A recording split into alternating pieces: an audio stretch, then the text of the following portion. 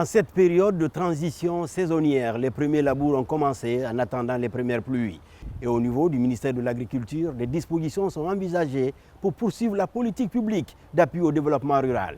Là-dessus, les couleurs sont annoncées par le ministre Félix Lama au cours d'une conférence de presse. Voici le panorama de ce nouveau numéro de votre émission, Les Échos de nos régions. Le secteur agropastoral s'apprête pour la campagne agricole 2025. Une campagne dont le lancement officiel est prévu à Ditine d'Andalaba. Les contours de ce rendez-vous sont dévoilés aux professionnels des médias par Félix Lama, le ministre de l'Agriculture et de l'Élevage. Les effets des inondations de l'année passée sont rappelés, des effets qui ont fragilisé plus de 12 000 producteurs, selon les statistiques des structures déconcentrées du ministère de l'Agriculture et de l'Élevage. Monsieur le Président de la Chambre nationale d'agriculture, bien chers cadres du ministère de l'Agriculture et de l'Élevage, chers amis de la presse. Alors, je ne sais pas si c'est la première fois qu'un ministre de l'Agriculture et de l'Élevage, en prélude du lancement de la campagne agricole, vienne se tenir devant la presse pour prendre la parole et annoncer les couleurs. Je ne sais pas si ça existait par le passé, mais en tout cas, moi, je voudrais que cela fasse désormais, que ce soit une pratique, et notamment dans le cadre même de la redevabilité, qu'on se doit de faire vis-à-vis de nos concitoyens. Quand on sait que l'agriculture et l'élevage constituent aujourd'hui le pilier majeur dans le cadre du programme Simandou 2040. Je me devais donc, accompagné de mes cadres ici présents, de prendre cette responsabilité pour m'adresser à vous, la presse, puisque vous ferez écho de cela auprès de nos concitoyens afin qu'ils sachent ce que nous prévoyons de faire cette année dans le domaine de l'agriculture et de l'élevage. Et donc c'est en cela que je vous dis merci pour votre déplacement et pour votre disponibilité. Comme vous le savez, depuis le 5 septembre 2021, le président de la République, le chef de l'État, le général Mamadi Doumbouya, a placé le secteur agro-pastoral au cœur de sa stratégie, au cœur du développement socio-économique de notre pays. Et le Premier ministre chef du gouvernement, donc Amadou Ouriba, à sa prise de fonction également, a mis le secteur agricole au cœur de ses priorités pour en faire l'un des moteurs clés de notre développement. Et depuis ce temps, les dispositions idoines ont été prises par l'ensemble du gouvernement afin de faire du secteur agro-pastoral le pilier, le moteur du développement socio-économique de notre pays. Et c'est pourquoi, dans le cadre du programme Simandou 2040, vous avez vu que l'agriculture, l'agro-industrie et le commerce constituent le premier pilier de cet ambitieux programme Simandou 2040. Le ministère de l'Agriculture et de l'Élevage, donc conscient des enjeux liés à la valorisation de notre potentiel agro-pastoral, chaque année lance donc la campagne agricole qui définit les objectifs de production et d'accompagnement de l'État, puisque ce sont de gros moyens qui sont mis à la disposition du ministère de l'Agriculture afin d'accompagner le monde rural, d'accompagner donc nos paysans dans la production, que ce soit agricole ou de l'élevage. Donc la campagne agricole 2024 a été spécialement marquée par des faits majeurs, notamment des inondations. Nous avons connu beaucoup d'inondations au niveau des plantations, beaucoup d'inondations également au niveau des fermes, puisque nous avons perdu beaucoup de bétail. Et les quelques chiffres qui nous sont parvenus à travers notre structure déconcentrée font état de 12 472 producteurs touchés, soit 3 500 ménages avec 38 782 hectares de cultures céréalières et maraîchères qui ont été complètement détruites. Ce qui est énorme et ce qui a négativement impacté donc la production de l'année 2024. Ce sont également 250 éleveurs pour 10 625 animaux affectés, dont 13 502 tonnes d'aliments pour animaux perdus complètement. Donc c'est dans ce contexte difficile que nous lançons la campagne agricole 2025. Le gouvernement guinéen, sous le leadership donc du président de la République et du Premier ministre, à travers donc le budget national de développement, a mis à disposition, on va dire en gros, une enveloppe de 115 milliards de nos francs guinéens afin d'accompagner l'ensemble de nos producteurs, que ce soit dans le sous-secteur élevage ou dans le sous-secteur agriculture.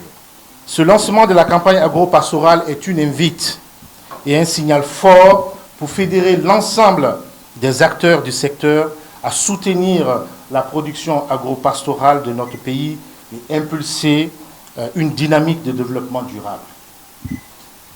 Cette année, donc, le centre de Ditine, qui est un centre qui appartient au ministère de l'Agriculture et de l'Élevage, donc dans la préfecture de Dalaba, est retenu pour le lancement officiel de cette campagne agricole. Et le Premier ministre, chef de gouvernement, présidera ce lancement officiel. Et simultanément, ce lancement se fera dans toutes les régions administratives de notre pays. Et ce lancement sera aussi dans les autres régions administratives de notre pays, présidé par des membres du gouvernement. Par exemple, au niveau de la région de Boké, le ministre de l'Énergie, Jabaka Kamara, présidera le lancement dans cette région. Au niveau de la région administrative de Kankan, le ministre Mouri Kondé présidera également le lancement. À Kindia, ce sera la ministre de l'Environnement et du Développement durable qui va également présider. À Zérékoré, ce sera la ministre Charlotte Daffé qui va présider également ce lancement-là. À Conakry, donc, d'autres ministres tels que le ministre porte-parole du gouvernement, le ministre des Transports, ainsi que la ministre du Commerce, de l'Industrie et des PME qui vont présider donc le lancement au niveau du Grand Conakry, puisque nous avons une zone agricole, notamment dans la zone de Sonfonia. Mais également, on va parler de la zone aussi de Kassa, puisqu'il y a de l'agriculture qui se fait là-bas avec les amis de l'agriculture. Et c'était bien de mentionner cela ici de passage. Et moi-même et le Premier ministre, nous serons donc à Dalaba pour le lancement officiel et je présiderai également le lancement dans la région de l'Abbé. Alors, qu'est-ce que nous entendons comme objectif pour cette campagne agricole? Donc, l'objectif général de la campagne agricole 2025-2026 sera d'accompagner de façon beaucoup plus directe et d'appuyer justement et de soutenir nos producteurs. Et donc, il s'agira en fait d'apporter un appui et un soutien à la production de 2 500 000 producteurs issus de l'agriculture familiale. 1 million d'éleveurs donc seront accompagnés et 100 agro-champions seront également accompagnés. Et je remercie de passage la présence de certains agripreneurs ici dans la salle. 2000 jeunes hommes et femmes également seront appuyés pour le développement de la culture maraîchère sur l'ensemble donc du territoire national afin de contribuer à la sécurité alimentaire et nutritionnelle et réduire également la pauvreté en milieu rural. L'approche retenue donc par le ministère de l'Agriculture et de l'Élevage est caractérisée par un soutien beaucoup plus direct, un contact direct avec les producteurs, et c'est pourquoi le président de la Chambre nationale d'agriculture, qui constitue le pont entre le monde paysan et nous, ministère de l'Agriculture et de l'Élevage, est venu aussi parce que nous travaillons en étroite collaboration, c'est notre bras armé en réalité au niveau du monde paysan.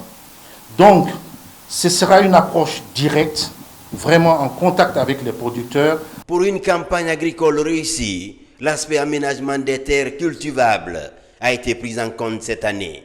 Un des cris du cœur des paysans lors des États généraux de l'agriculture et de l'élevage.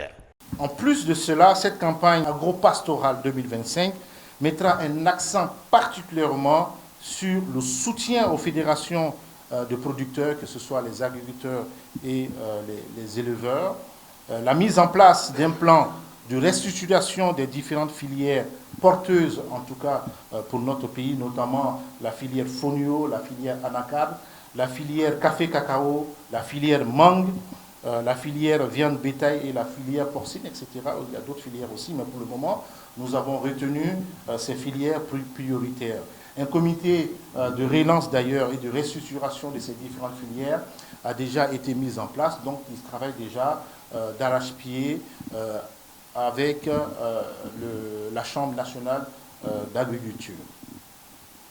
Et vous avez certainement constaté récemment que nous avons appuyé, par exemple, la filière mangue par la mise à disposition de 100 000 kits de pièges à mouches, justement pour pouvoir sauver la campagne agricole 2025 pour cette filière-là. Nous avons également la relance et la redynamisation des unités agro-industrielles sous la tutelle du ministère de l'Agriculture et de l'Élevage, notamment la société cotonnière de Cancan qui a besoin d'être relancée et que la filière même coton a besoin aussi d'être relancée. Et j'ai la joie de vous annoncer que ce matin, nous avons signé un partenariat très important avec le grand groupe Netafim, qui est reconnu mondialement et qui est implanté partout dans le monde, qui va nous accompagner justement à la relance de la filière coton, qui est justement une filière porteuse, en tout cas pour nous à l'international, et qui peut être une grande source d'entrée des devises pour notre pays. Alors, il y a également la redynamisation de la Sogipa, aussi, qui fait le palmier à huile et l'EVA culture du côté de la Guinée forestière. Donc, tout ça est pris en compte dans le cadre de cette campagne agricole et nous avons également aussi des partenaires aujourd'hui avec lesquels nous sommes en discussion, notamment l'Union européenne qui était déjà sur le site hier de la Sogipa et est intéressée justement à accompagner la relance de la Sogipa ainsi que de la société cotonnière de Cancan. D'autres partenaires aujourd'hui s'intéressent à ça grâce à cette vision d'ouverture du président de la République, chef de l'État. Nous allons également apporter un soutien aux opérateurs agro-pastoraux via le financement des projets à travers le Fonds de développement de l'agricole FODA. Vous avez suivi, en tout cas sur nos réseaux sociaux, mais également à la télévision, les publicités qui passent justement sur l'accompagnement que nous pouvons apporter aux agripreneurs jusqu'à hauteur maximum de 3 milliards de nos francs guinéens. Nous avons voulu que cette année, le FODA s'implique fortement dans la campagne agricole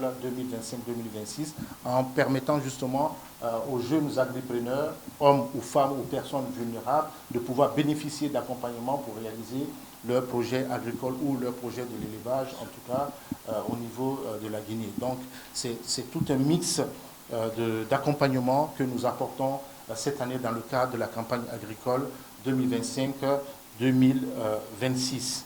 Et les chiffres que nous allons avancer plus en avant prendront également en compte les apports des projets et programmes que nous avons au niveau du ministère de l'Agriculture et de l'Élevage, soit en termes d'accompagnement en aménagement hydro-agricole ou encore en matériel hydro-agricole ou à la mise à disposition d'intrants agricoles auprès de ces populations qui sont concernées par ces différents projets et programmes que nous gérons au niveau du ministère de l'Agriculture et de l'Élevage.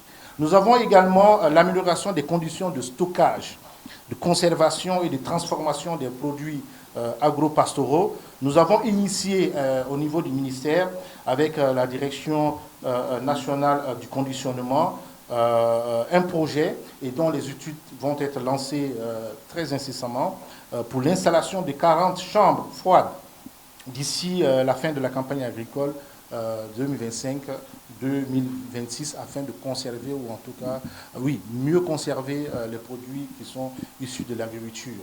Hier, nous suivions tous justement l'un de nos agripreneurs au niveau de Ditine, donc à Dalaba, qui a des difficultés justement à conserver les quantités de tomates qu'il produit au niveau de ce centre-là.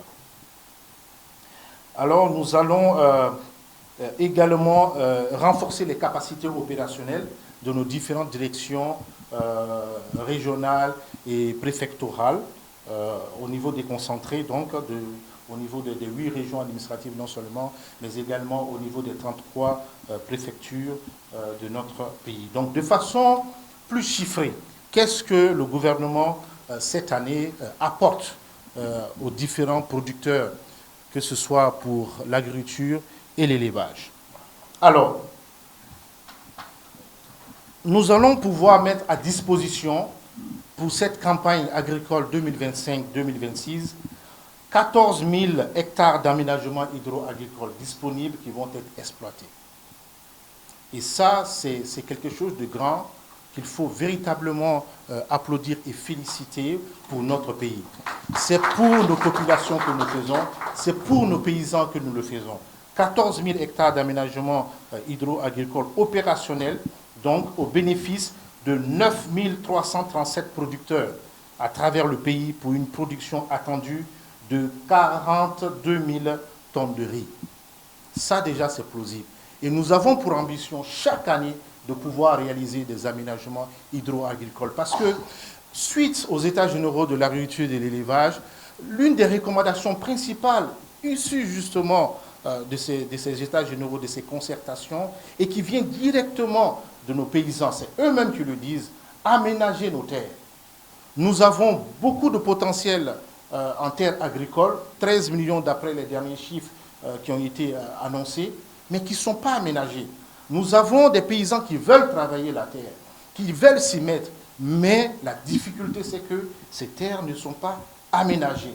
Une fois que ces terres sont aménagées, alors ils sont encouragés à pouvoir travailler la terre et abandonner par exemple l'exode rural pour rester dans les champs ou encore abandonner la recherche, on va dire, anarchique de l'or au niveau des zones aurifères par exemple pour se consacrer à l'agriculture. Donc ça c'est une ambition forte que nous avons et le président de la République nous a véritablement instruit de faire en sorte qu'on aménage le maximum de terres agricoles.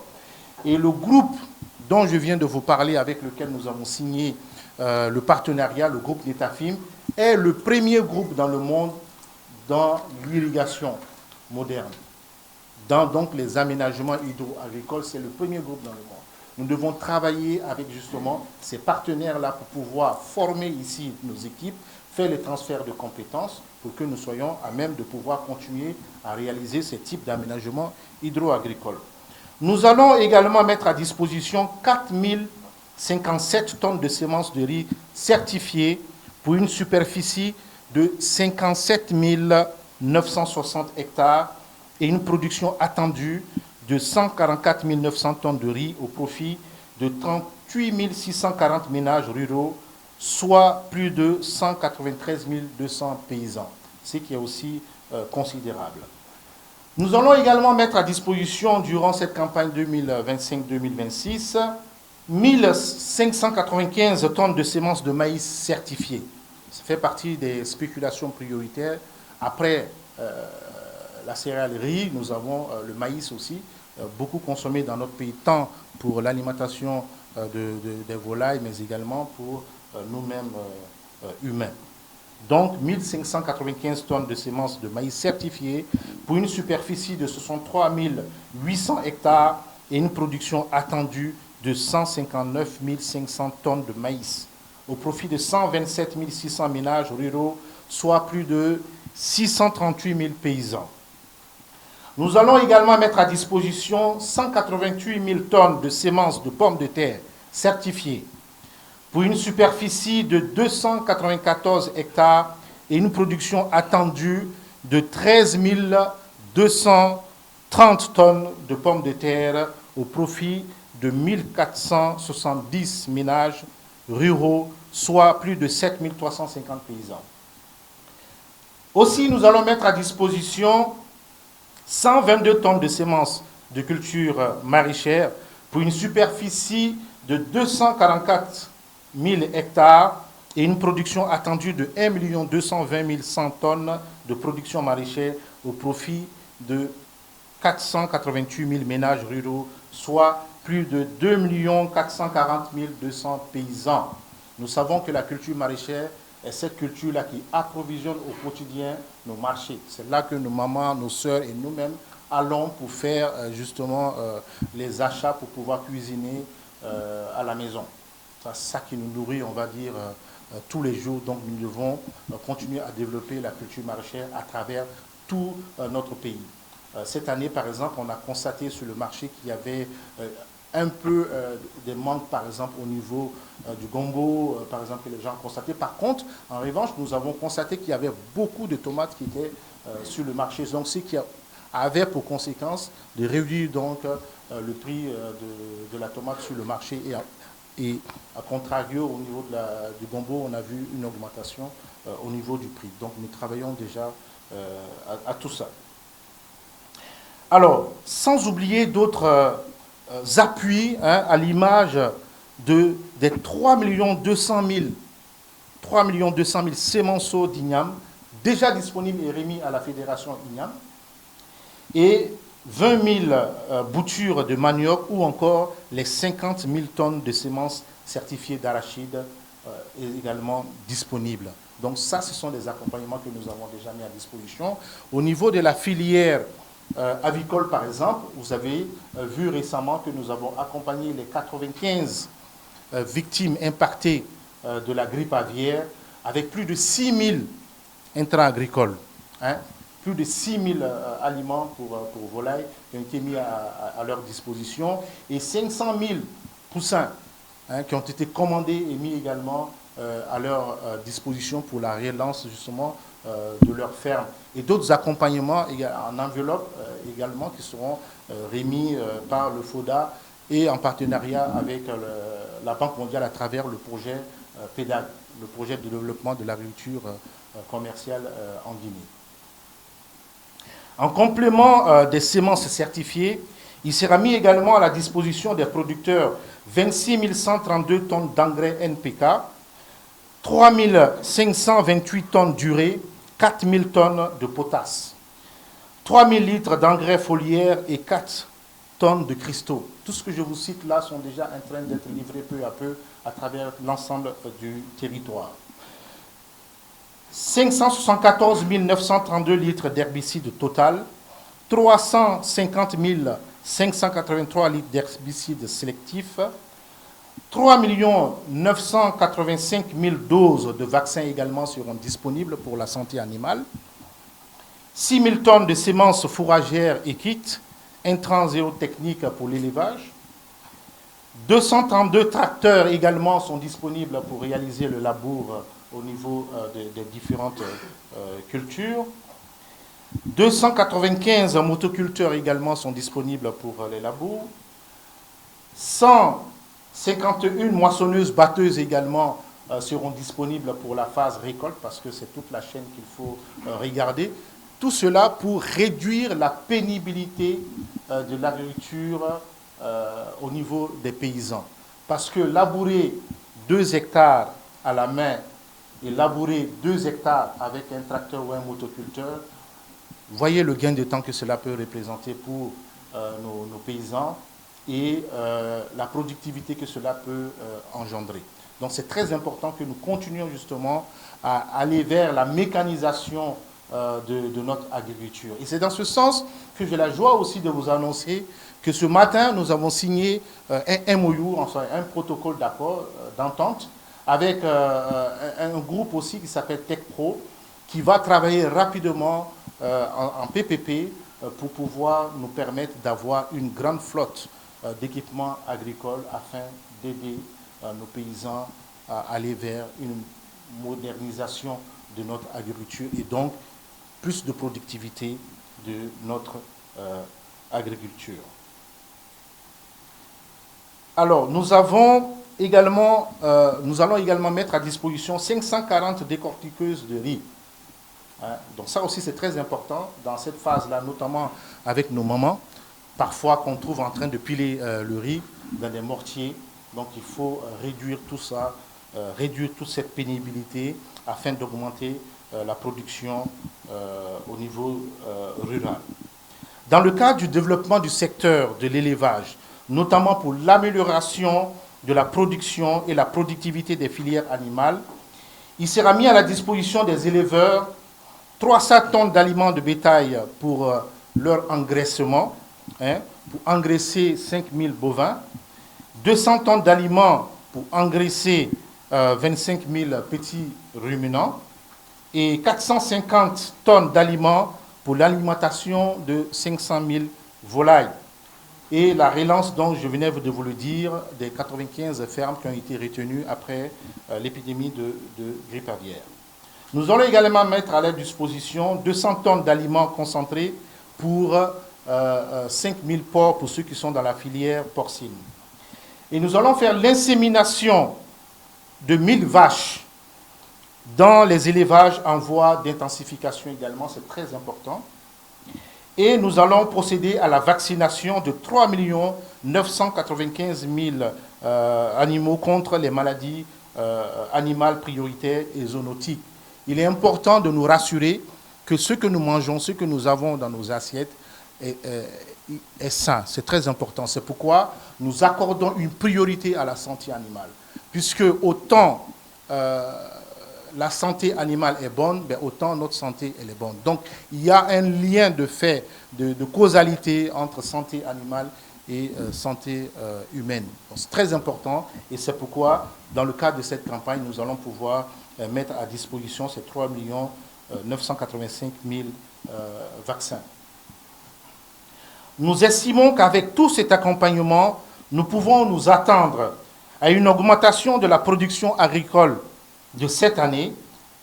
Et cette année, donc, nous pouvons nous attendre de passer de 1 444 670 tonnes de riz produits en 2023 à 2 572 961 tonnes de riz en 2025. Ce qui est quand même important à mentionner. Et après, je pense que vous allez me poser la question, mais pourquoi on ne compare pas à 2024, pourquoi on compare à 2025, et nous allons pouvoir vous répondre. Et pour le maïs, nous allons pouvoir passer de 894 146 tonnes de maïs en 2023 à 1 369 919 tonnes de maïs pour 2025. Et pour le fonio, nous ambitionnons en tout cas passer de 529 000 tonnes à 602 000 tonnes de fonio. Pour l'igname, nous comptons passer de 439 866 tonnes d'igname à 483 980 tonnes d'igname.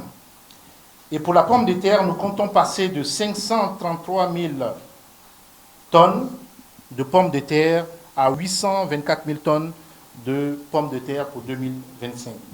Donc, afin de conférer à cette campagne agricole une réussite, nous allons organiser donc des missions de suivi de près avec tous les acteurs et avec l'ensemble de nos structures déconcentrées, que ce soit le BSD, le Bureau de stratégie de développement, ou en tout cas le service de suivi des projets et programmes à tous les niveaux, l'ensemble de nos structures, la Sénat qui nous accompagne également, et toutes nos directions, CERPROCA qui fait le suivi du Conseil agricole, la Direction nationale de l'agriculture, la DNAPA également, tous seront à contribution pour nous assurer que tout ce qui a été acquis par le gouvernement et mis à la disposition de nos producteurs, qu'ils soient éleveurs ou agriculteurs, puisse arriver à bon escient non seulement, mais également puisse nous permettre d'obtenir un rendement qui nous permette d'assurer notre autosuffisance alimentaire et nutritionnelle. Voilà un peu ce que je voulais vous annoncer durant cette conférence de presse et nous restons tout à fait disponibles à répondre à vos différentes questions. Je vous remercie.